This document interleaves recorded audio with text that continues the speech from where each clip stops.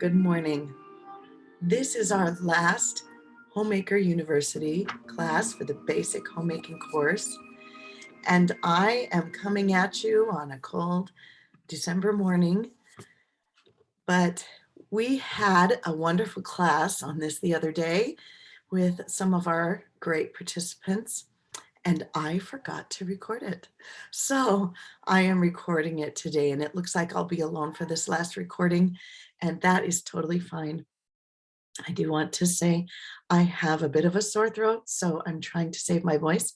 This will be a short class, and this is the last class. This is the wrapping up of this entire course. We are on lesson 7 today, students, and our subject is staying motivated. This is really the key to the day-to-day going and continuing and being the homemaker that you want to be. So we are going to talk today and begin about discussing systems. And I know we've talked about this several times in this course, but now is the time here at our last lesson to check your systems. What is working? What is not working for you?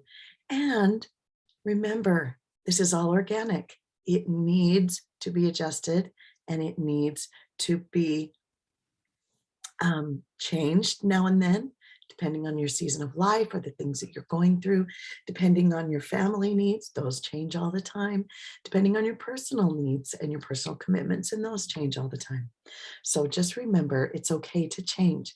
In fact, it's a good thing that we need to adjust. It says that we are paying attention to where our lives are at and what we need in that moment. So think through that as we discuss some of these ideas today. It's okay to change, it's okay to adjust, and it's okay to edit. So be ready to do that. So with that being said, let's revisit our bedtime routine. This is the thing we do to make sure that the next day runs smoothly, whether that's checking your calendar, whether that's reviewing what's on the menu. Maybe you might take a few things out to defrost. Maybe that's checking up on laundry and making sure that the dryer and washer are clear before you go to bed. It might be a quick tidy up before bed. It might just be taking your supplements. It might be saying a prayer. It might be giving hugs as a family or touching base there at the end of the day. Whatever that is, take your bedtime routine. You can pause this video and you can look at it and see if there's things you need to change. Think through what is working and what isn't, what maybe needs some adjustment.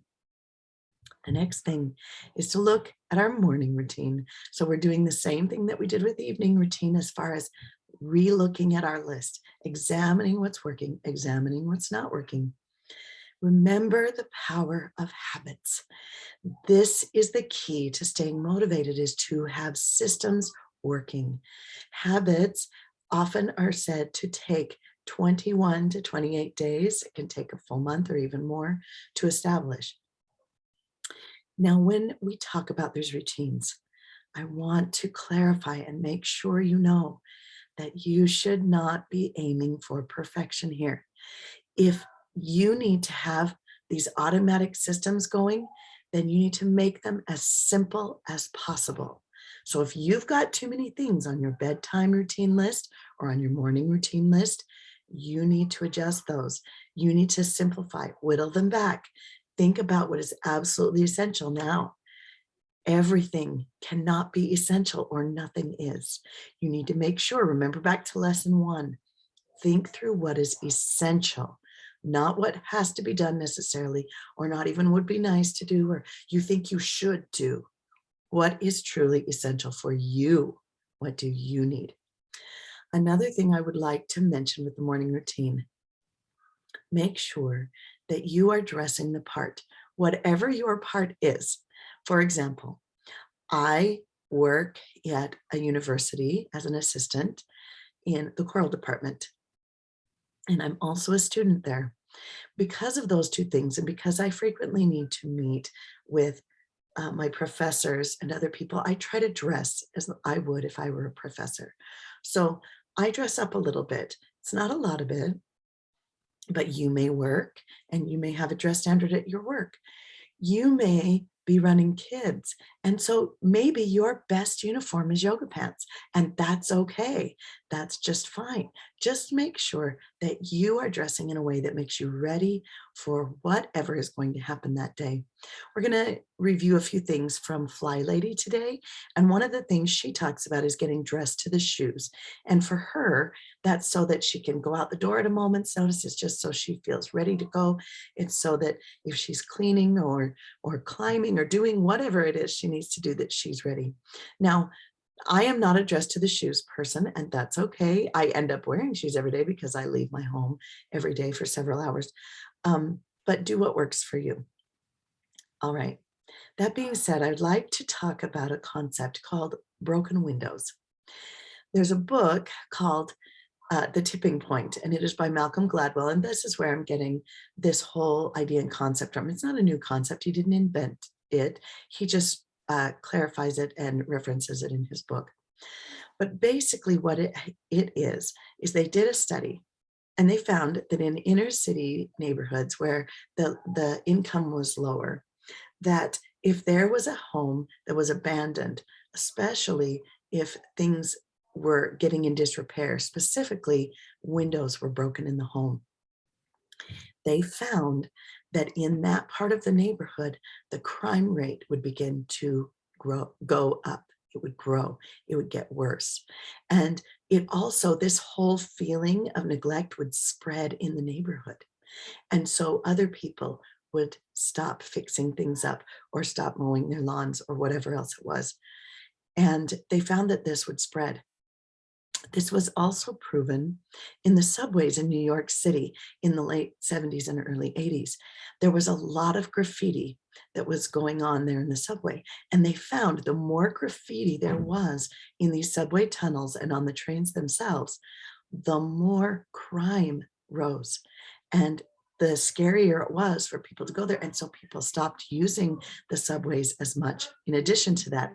So you need to think about this in your own home. What happens when things get left? You stop seeing it. The more people step over something, the more you stop noticing that it's there and it becomes normal. You can see this in, I know some people are really enjoy the TV show Hoarders. I actually don't, but sometimes it's a good motivator for cleaning. But you just stop seeing it. You just stop noticing the problem. And so then that problem perpetuates itself. It matches with Newton's law of entropy, which is actually, it's similar to an object in motion stays in motion unless acted upon by an outside source. Well, the state of an environment will deteriorate unless it's acted upon by someone or something. So you are the one that can help that in your home. Your family members, you're not the only one, they can do it too. But if we leave things too long, it becomes harder and harder to see it, and then it becomes less likely for it to be solved. So think through this as we discuss some tips from the Fly Lady. If you haven't heard of Fly Lady, you can Google her. She's everywhere. She's very motivating. I understand she has an app for the Android, not for the Apple yet. But she talks about different rooms and things that she does to make homemaking easier and to regularly keep things in an orderly state. This is just maintenance mode. It's just to maintain. So she talks about the kitchen being the barometer for your whole house. If your kitchen is in chaos, then you can bet if the rest of your house isn't, it's going to follow soon. If the kitchen is that broken window, that can spread to different parts of the house. And I have found that true in my own life. Your mileage may vary, but I have definitely found that in my house. If my kitchen is a mess, then the house is not doing so well, or my energy is down. However, if my kitchen is clean, it affects how I feel and it affects how my family feels, and it even affects the house. So here are some tips, Fly Lady tips for the kitchen. First of all, she says to empty the dishwasher when you first enter the kitchen. And she says this makes it so that you have a place for dirty dishes whenever they get dirty. The second thing is, and she's very passionate about this, is keeping her sink spotless and shiny. She does not like dirty dishes in her sink, and so she keeps it clear and she keeps it cleaned out. She, in fact, has a whole um, ritual for cleaning her sink. So you can check that out on her website. One thing she does that I really like is she gets out a clean dish rag and clean dishcloth every day for her kitchen. And I kind of like that. Nobody likes a stinky dish rag to use. And my children don't always do this, so we're still in training on that. But I find that it helps me every day to have that. It's just kind of like a clean, fresh start. Another thing she does is she gets in the habit of drying her sink after each use with the clean dish towel. Now, again, she keeps her sink clean. So anytime she runs the water, she also dries it. All right, the next thing is that she fills her sink with hot soapy water whenever she starts to cook a meal or a treat or anything. She will fill the sink with hot soapy water, and then as she goes, she will put the dirty dishes in that sink.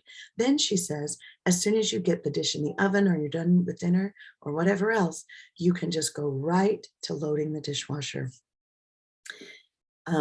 She swishes them well and then puts them in there. She also likes this because then it keeps the counters clear while she's cooking, so she has more room. All right, another thing is that she throws the trash and recyclables away as she empties those containers. So instead of, say, you pour macaroni out of a box and set it on the counter, she takes it right to the trash or right to the recycling. And this is the same principle of clean as you go when you're cooking. She also makes note to shut the cabinet doors. And I will never forget, there was a family friend and he was speaking in a church meeting and he mentioned he is actually blind. And he mentioned that that was one of the hardest things to train his teenage kids to close the cabinet doors because it could mean an injury for him because he would not be able to see it. So it's just a good habit to just practice opening and shutting those doors. I know it's a habit that I still struggle with. Another thing Fly Lady does, and we talked about this in the organizing lesson, is that she keeps cleaners and rags where she uses them. And I have found this in my own home. So under my kitchen sink, I have a smaller spritz bottle of generic spray cleaner. I also have my dish rags under the kitchen sink, and I have a drawer by my kitchen sink that has dish towels. So when I need something, they're right there. I don't have to wander off and get distracted. This is just a principle that many organizers use, is that we really should keep items where we use them the most. And that makes the most logical sense and it makes your life easier. Another thing she mentions is that clearing a table after a meal can be everyone's job. And in our home, we have a color coding system just because my children have to be independent while I'm gone from home. And so everyone has their own color of plate and bowl and cup. And so we know whose dishes are there. They know who they are too. So after every meal, if we just remind everyone, please take your dishes. And again, I don't keep my sink clear. I feel like my sink is for dirty dishes, but then I have them bring their plates and dishes to the sink. Children of any age can do this. And remember one of our first lessons where we talked about how little children love to help? There's a great thing for them to do. All right. Now, I just want to mention, this is me again, is planning your menus. Menus help you stay on autopilot. It helps you to not be overwhelmed with decisions once again. So if this has fallen off the wayside or you haven't done this yet, I highly encourage you to plan your menus. It doesn't have to be complex. You could just simply do dinners and maybe have a list of available lunches, especially if you have older people in your house or you're not even home for lunch. So keep that in mind, but it helps you go on autopilot. So remember to plan your menus. All right, I just want to mention here, and we talked about this a couple of weeks ago, keeping your clutter monsters in check. Now, this may be a desk or a surface, or even maybe there's one section of your house that the floor is always a little messy because you have kids that like to play there or something like that. Keep it in check. Check on it every now and then and notice what's going on. Not only notice, but just do a quick pickup. Maybe set your timer for 5 minutes and clear off that desk of old mail, junk mail, papers kids have left there. You can put things in a quarantine box, which is where, say there's some drawings and you're not sure how much your children treasure those little drawings that they've left around.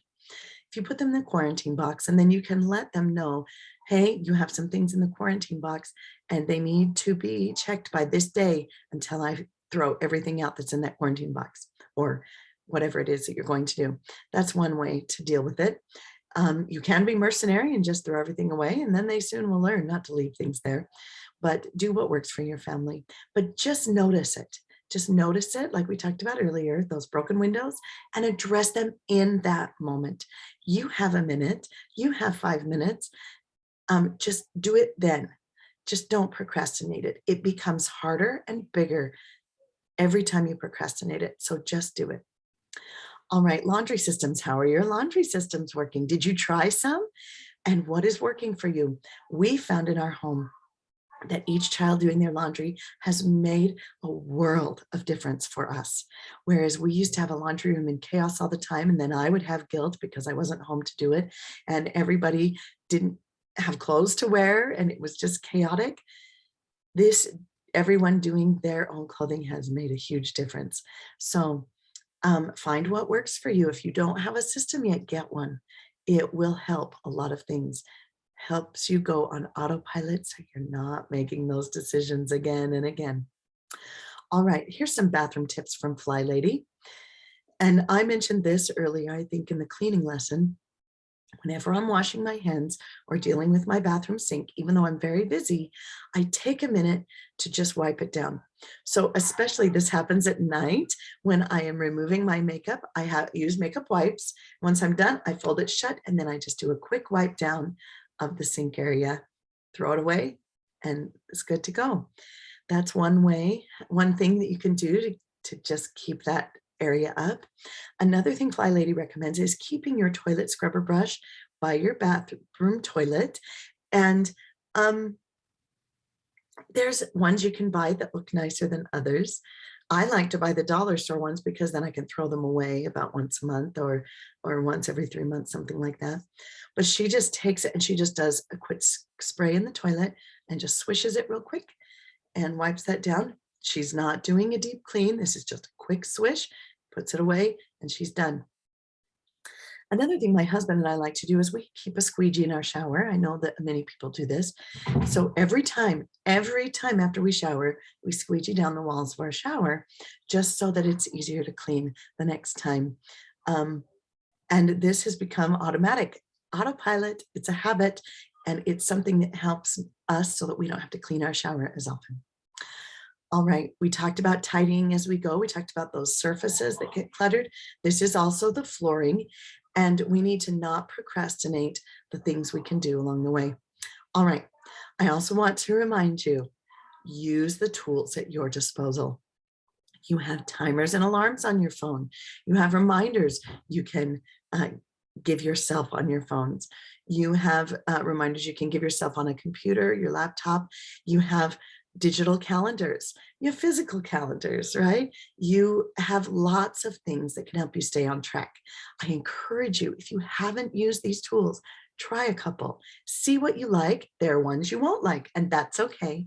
But use the tools at your disposal.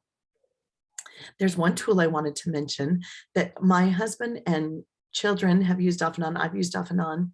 It's called Habitica. And if you are a game person, which I have a lot of gaming people in my family, and by that I mean role-playing games, your family might enjoy this, especially teenagers might enjoy it.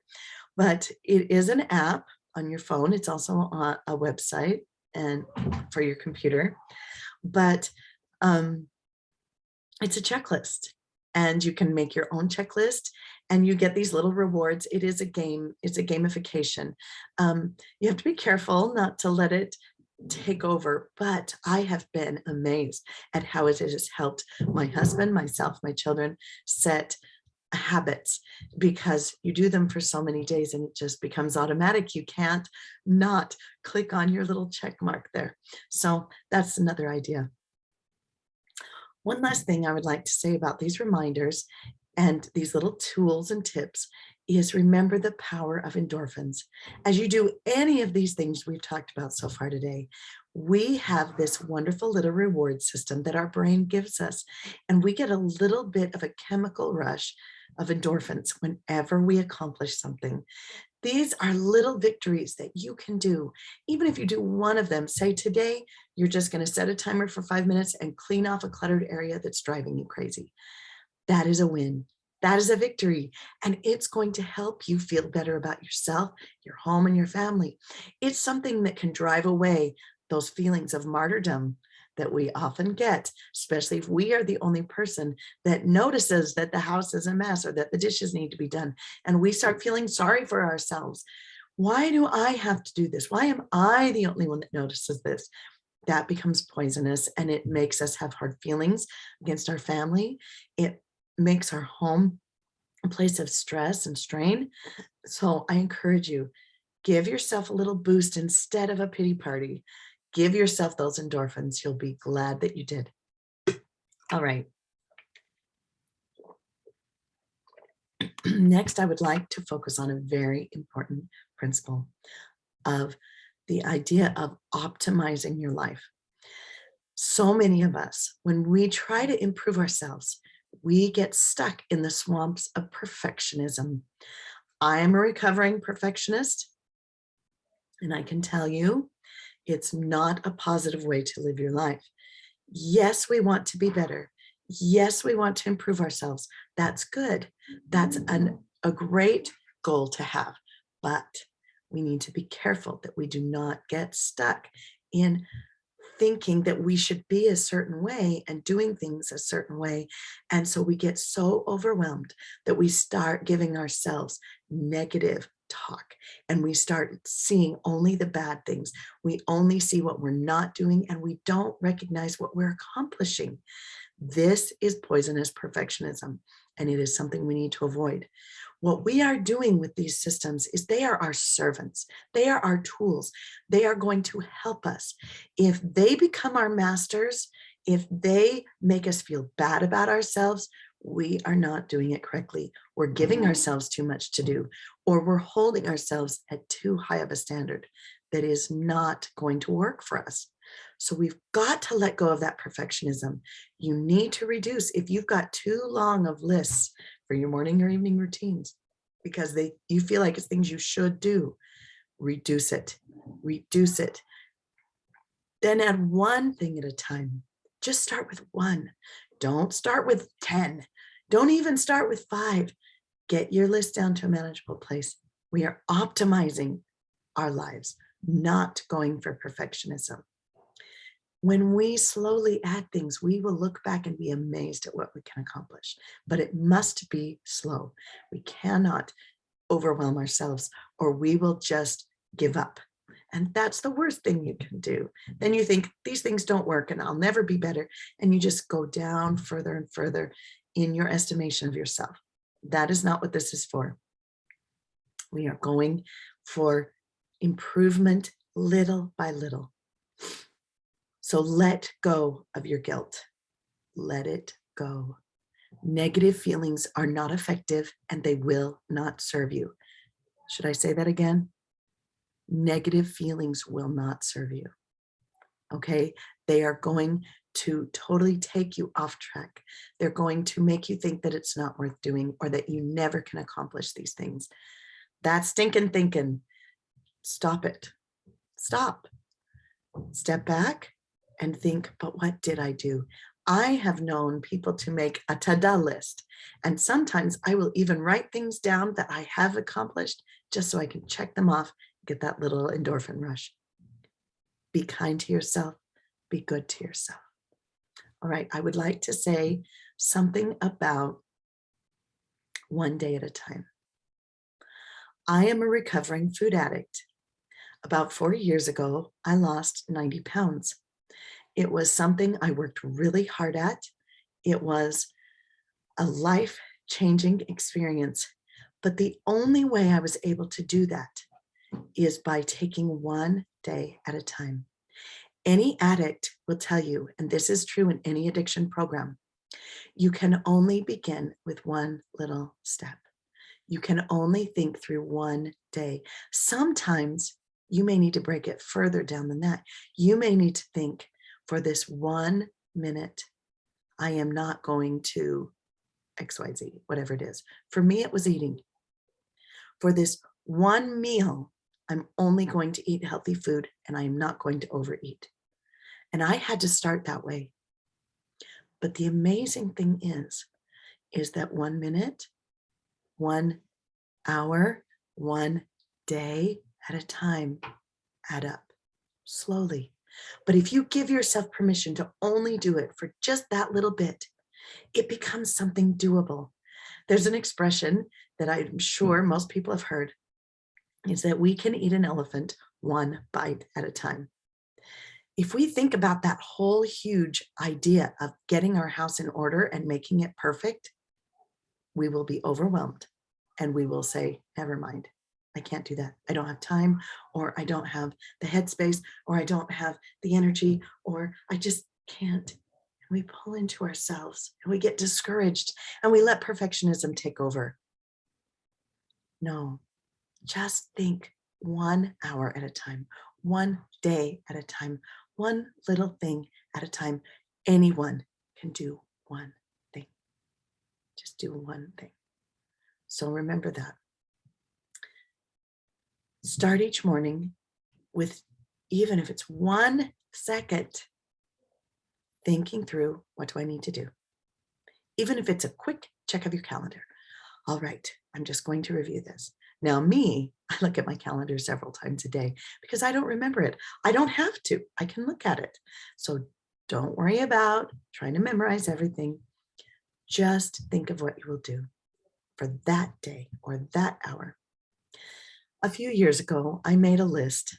I needed to gather my thoughts. And I was trying to remember what was truly important. I was losing patience with my children.